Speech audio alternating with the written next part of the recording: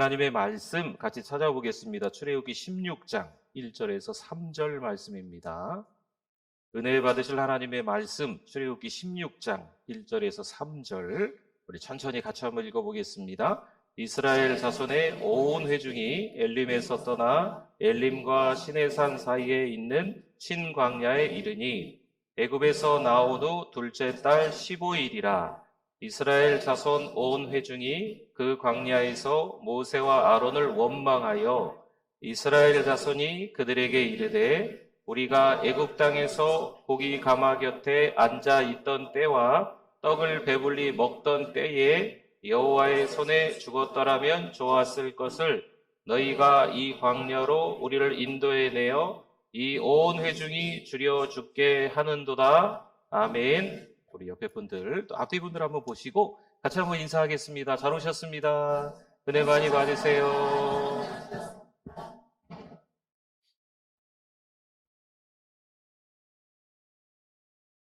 누군가 그런 말을 했습니다. 인생은 마라톤과 같다라는 이야기를 했어요. 인생의 다름질을 누구나 처음에는 호기롭게 잘 달려볼 것 같다. 인생 그래도 한번 살아볼 만하다라고 시작을 한다는 거죠. 하지만 어느 정도 지나면 좀 힘들어요. 인생이 그렇게 호락호락하지 않잖아요. 만만하지 않습니다. 인생을 살다 보니까 지쳐 쓰러질 것 같은 거지요. 저마다 여러 상황과 환경 속에서 자빠지는 경우들이 있다는 겁니다. 어떻게 할까요? 포기할까요? 그냥 다 때려칠까요? 그러나 다시 한번 일어나서 부지런히 달려보려고 애를 쓸 때가 있습니다. 응원하는 사람들의 소리도 들리지 않고 아무도 나에게 관심이 없는 듯 하지만 그저 주저앉아 있을 수만은 없기 때문입니다. 왜냐하면 오늘 내가 달려야 가족을 먹여 살릴 수 있기 때문인 거지요. 나 혼자라면 포기했을 텐데 자식이 눈에 밟히니 그럴 수도 없습니다. 때로는 혼자 울기도 하겠죠. 때로는 지쳐 쓰러져서 잠깐 동안은 쉬고 있는 때도 있겠죠. 그럼에도 불구하고 언제 끝날지 모르는 그 인생길을 달리고 또 달리는 겁니다. 인생 마라톤, 마치 그 마라톤 길이처럼 42.195km일 수도 있습니다. 여러분 42.195km 마라톤을 달릴 때 시작부터 물을 주지 않는답니다. 물을 주는 구간이 정해져 있대요. 한 11km쯤 달리면 그때서부터 물을 주는 구간이 나온다고 합니다. 그럼 우리 인생 가운데 11km쯤은 어느 정도가 될까요? 대학을 졸업하고 처음 직업을 가진 사회 초년생쯤 되지 않나 말합니다. 여러분 그때쯤인 거죠. 이제 뭔가 사회에 들어가서 열심히 한번 해봐야 되겠다라고 하는 그때. 혹시 우리가 지금 그때일까요? 아니면 인생의 반환점을 이미 돌아간 그때일까요? 어떤 경우는요, 이미 40km 지점을 다 지난 거지요. 환호성과 함께 이미 마지막 스테디움 트랙을 돌고 계시는 분이 계실지도 모릅니다. 이제 한 바퀴만 더 돌면 42.195km를 마치는 거죠. 인생이 마무리되는 시점에 계신 분도 있을 수 있습니다. 어느 지점에서 달리던 신자인 우리는요, 모두 믿음이라는 에너지로 우리 인생을 달리고 있는 겁니다. 오늘까지 여기까지 달려오시느라 여러분 참 수고 많으셨습니다. 남은 인생도 믿음을 가득 충전해서 힘차게 달리시기를 바랍니다. 인생을 살아가면서 참 여러 가지 많은 일들을 겪잖아요. 그 겪으면서 우리 성경에도 나왔지만 두려움이라는 게 참 많이 찾아오는 것 같아요. 여러분 성경을 살펴보면 두려워하다, 두려워 이런 말씀들이 여러분이 생각하는 것보다 정말 많이 나옵니다. 그런데 그 두려움이 언제부터 시작됐나 성경을 한번 살펴보니까 창세기 3장 10절 말씀에 이르되 내가 동산에서 에덴 동산에서 하나님의 소리를 듣고 내가 벗었으므로 두려워하여 숨었나이다. 아멘. 하나님의 말씀, 그 하나님의 약속, 언약의 말씀을 사람이 어깁니다. 그 하나님의 소리를 듣고 수치심과 그 두려움이 함께 찾아온 거지요. 여러분, 그때서부터예요. 하나님과 거리를 두고 또 두려움으로 휩싸여서 우리 인생을 살아가게 되는 겁니다. 출애굽기 14장 10절에 보니까 또 이런 두려움이 있어요. 바로가 가까이 올 때에 이스라엘 자손이 눈을 들어본즉 애굽 사람들이 자기들 뒤에 이른지라. 이스라엘 자손이 심히 두려워하여 여호와께 어떻게 했어요? 부르짖고 아멘. 이들은 바로와 애굽 사람들과 가까워지면서 두려움이 찾아옵니다. 앞에는 뭐예요? 홍해. 뒤에는 바로 왕과 애굽 군대가 쫓아온다는 거죠. 바로의 말들, 병거들, 마병, 군대가 바짝 뒤를 쫓아오고 있는 겁니다. 그래도 이들 백성들을 인도하시는 분은 누구실까요? 하나님이신 줄 믿습니다. 그렇다면 두려워하지 말고 하나님의 능력을 신뢰해야 마땅하지 않겠습니까? 이 14장 10절에 보니까 끄트머리에 두려워하여 여호와께 어떻게 했다고요? 부르짖었다 말씀하잖아요. 이 부르짖었다는 건 어떤 말씀일까 하는 거죠. 두려움 때문에 하나님을 신뢰하지 못한다는 말입니다. 하나님을 불신하는 그들은 모세에게 이렇게 말해요. 애굽에 매장지가 없어서 여기까지 끌고 나와 여기에서 우리가 죽게 만드느냐. 지금 이들은 10가지 재앙을 사실 직접 눈으로 보고 왔습니다. 여러분, 출애굽기 7장서부터 12장까지 6장에 걸쳐서 애굽 땅에 살고 있는 이 애굽인들에게 하나님이 10가지 재앙을 내리십니다. 10가지 재앙이 어떻게 시작해서 어떻게 마무리되는지 이 6장 안에 꽉 들어차 있어요. 저도 이번에 말씀을 묵상하고 준비하면서 다시 이 6장을 꼼꼼히 좀 읽어봤습니다. 근데 참 놀라운 장면이 있어요. 10가지 재앙을 하면 할수록 하나님은 이스라엘 백성들에게 말씀하세요. 내 백성, 내 백성아, 내 백성아. 10가지 재앙은 이스라엘 백성들에게는 아닌 거예요. 그리고 애굽 사람들에게만 그 10가지 재앙이 내린 겁니다. 그럼 10가지 재앙이 없었던 이스라엘 백성들이 그 한 재앙 한 재앙 끝날 때마다 하나님께 경배했더라, 하나님께 찬송했더라, 하나님께 엎드려 절했더라, 하나님만 바라봤더라, 이런 말씀이 있을까요? 없습니다. 이스라엘 백성들은요, 10가지 재앙을 직접 눈으로 보고 확인했음에도 불구하고 그들의 반응은 전혀 없습니다. 물론 마지막 재앙이 끝나고 이스라엘 백성이 출애굽하기 직전에 이런 이스라엘 백성의 반응은 드러나기는 합니다. 모세의 말을 듣고 애굽 사람들에게 은금 패물과 의복을 이스라엘 백성들이 구해요. 그때 애굽인들이 어떻게 했을까요? 다 줍니다. 하나님이 모세를 통해서 일하실 때는요, 백성들에게 무슨 반응이 있었는지 도무지 찾아볼 수가 없어요. 그런데 자기들의 배를 채우려고 하는 그때 이들의 반응이 어처구니 없이 드러나는 장면이 나옵니다. 여러분, 바로가 가까이 오고요, 애굽 사람들이 코앞에 오자 심히 두려워했던 이스라엘 백성들입니다. 하나님이 모세를 통해서 일하실 때 그들은 10가지 재앙의 경험으로 신앙이 점점 더 깊어지고 넓어지고 높아지고 하나님과 더 가까워지는 시간이었을까요?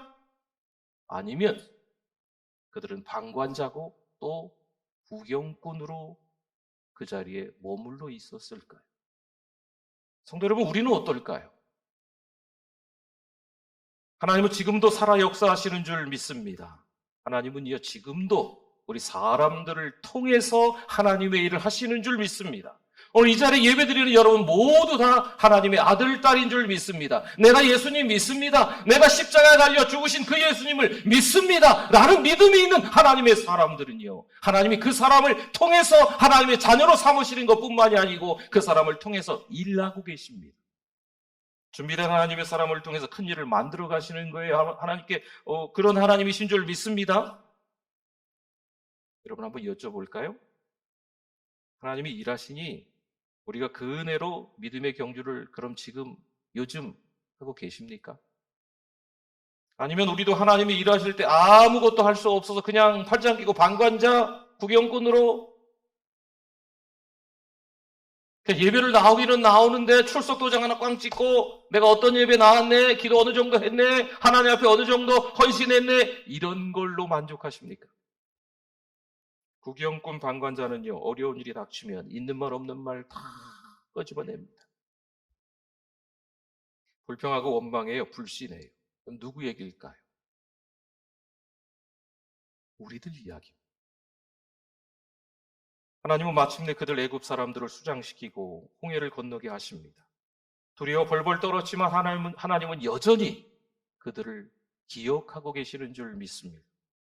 성도 여러분, 신앙으로 다른 박질하여도요, 아시죠? 반드시 쉽지 않은 일들이 기다리고 있습니다.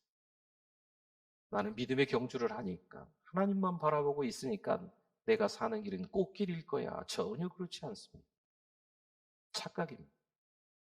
두려워서 모세를 원망해요. 여러분, 이건 하나님을 원망하는 모습입니다.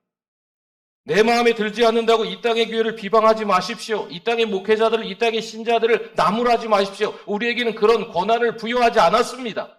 우린 그런 자격이 없습니다. 분명 교회가 이 땅의 소망이지만 그 안에 있는 분들은 모두 죄인이에요. 교회는 완벽하지 않습니다. 하나님의 사람들도 다 부족하고 실수투성이고 허물이 많습니다. 그렇다고 우리에게 그들에 대해서 왈가왈부하라고 하나님께서 우리에게 권한을 주시지 않았습니다.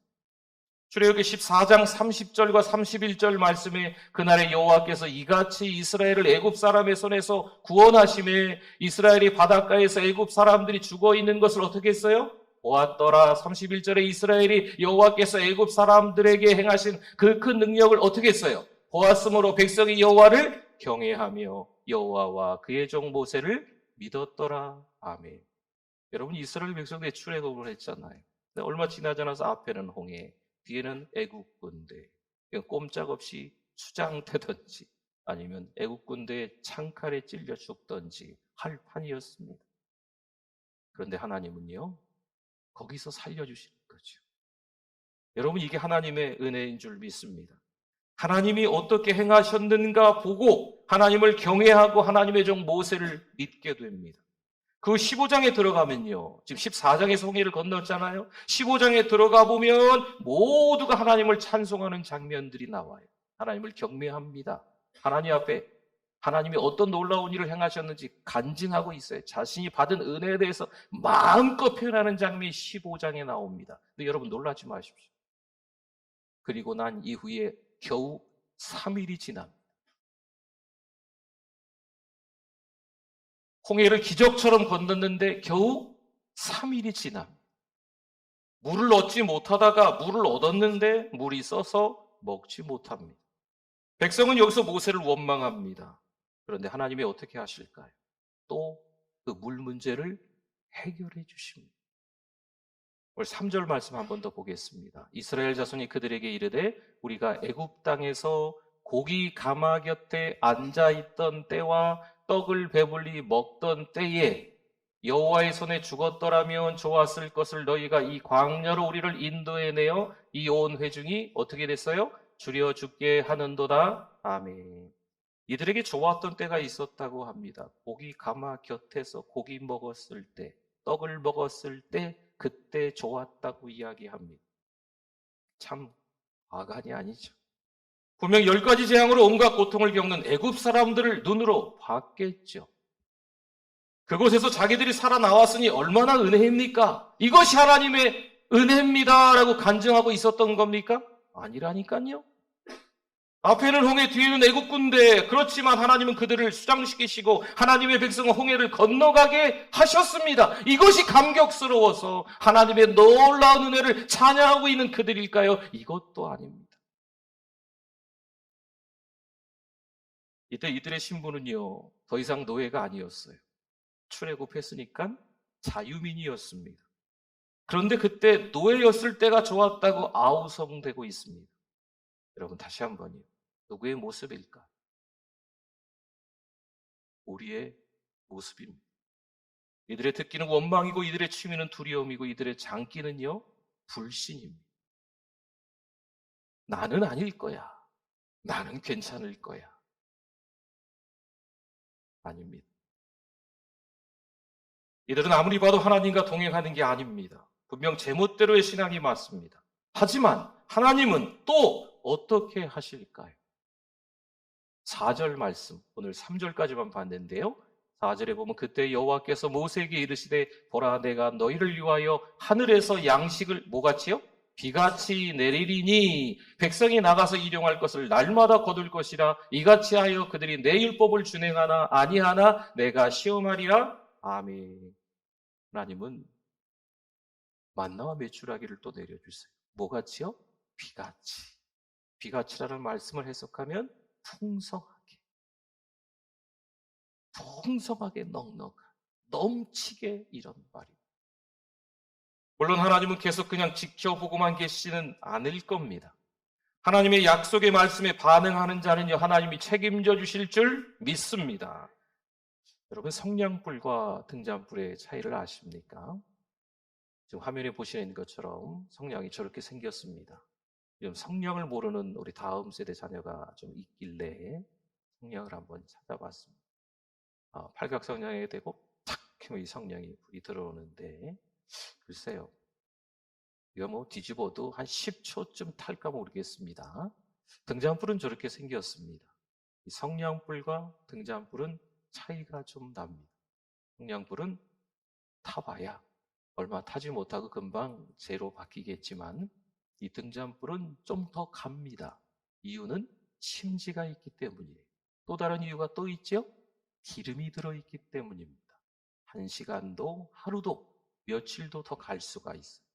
심지와 기름만 있으면 충분히 가능하다는 거죠.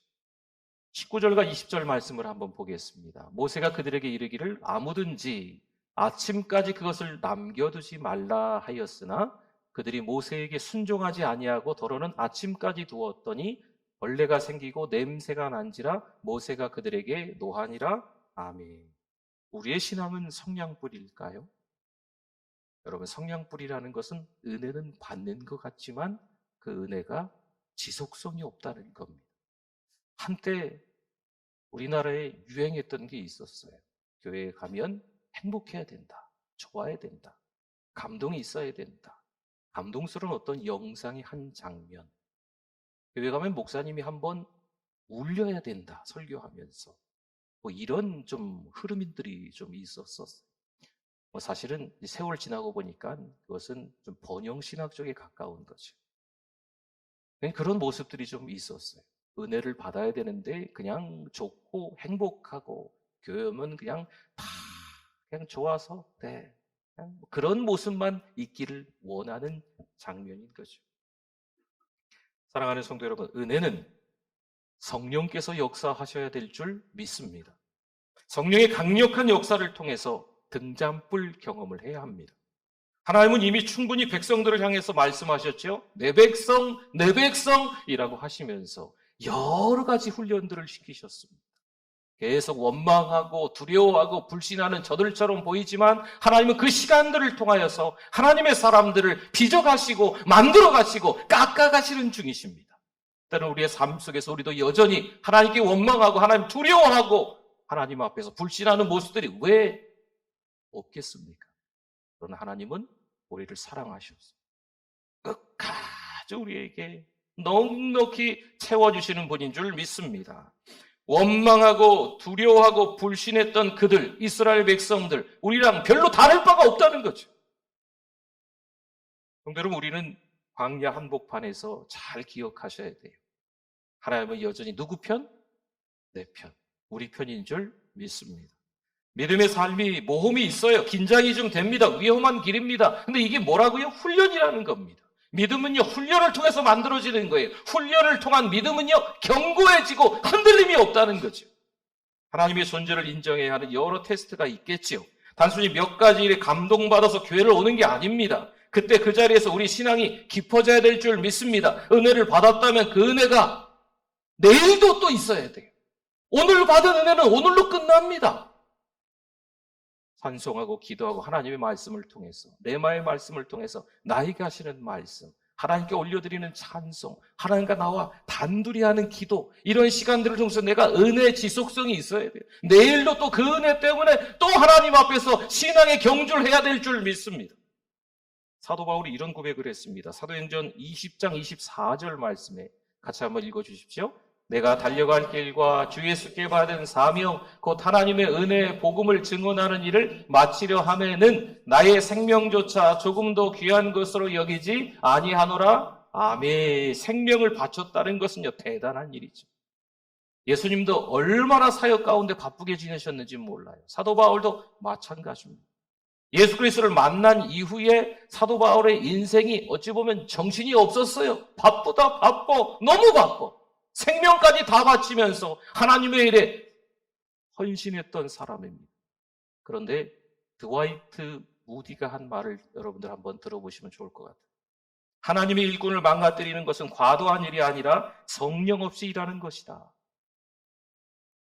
오늘 주일 교회 나와서 이른 아침서부터 늦은 오후까지 정신없이 뭔가 하냐고 막 소매 걷어붙이고 막 여기저기 막 섬기고 막 찬양대 하시고 막 바쁘고 막 그렇겠지만 그것 때문에 하나님의 일꾼들이 망가지는 게 아니에요. 성령 없이 일하는 것 때문에 망가지는 거예요.